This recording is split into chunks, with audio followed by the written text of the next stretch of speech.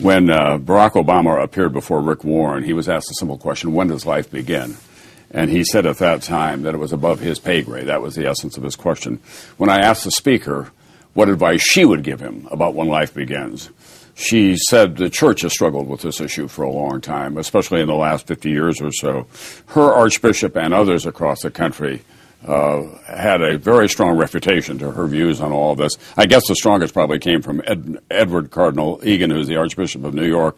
He said, anyone who dares to defend that they may be legitimately killed because another human being chooses to do so, or for any other equally ridiculous reason, should not be providing leadership in a civilized democracy worthy of the name. Those are very strong words. If Senator Obama comes to you and says, when does life begin? Help me out here, Joe, as a Roman Catholic. What would you say to him? I say, look, I know when it begins for me. It's a personally and private issue. For me as a Roman Catholic, I'm prepared to accept the teachings in my church.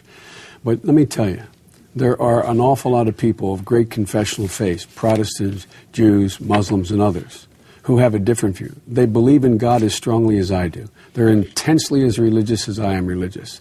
They believe in their faith and they believe in human life. And they have differing views as to when. I'm prepared as a matter of faith to accept that life begins at the moment of conception. But that is my judgment. For me to impose that judgment on everyone else who is equally and maybe even more devout than I am, it seems to me is inappropriate in a pluralistic society. And I know you get the pushback. Well, what about fascism? Everybody, you're going to say fascism is all right? Fascism isn't a matter of faith. No decent religious person thinks fascism is a good idea. But if you believe that life begins at conception, and you've also voted for abortion rights. Now, what I voted against curtailing the right, criminalizing abortion. I voted against telling everyone else in the country that they have to accept my religiously based view, that it's a moment of conception. There is a debate in our church, as Cardinal Egan would acknowledge. It's existed. Back in Summa Theologica, when Thomas Aquinas wrote Summa Theologica, he said it didn't occur till quickening, 40 days after conception. How am I going out and tell you, if you or anyone else, that you must insist upon my view that is based on a matter of faith? And that's the reason I haven't. But then again, I also don't support a lot of other things. I don't support public funding.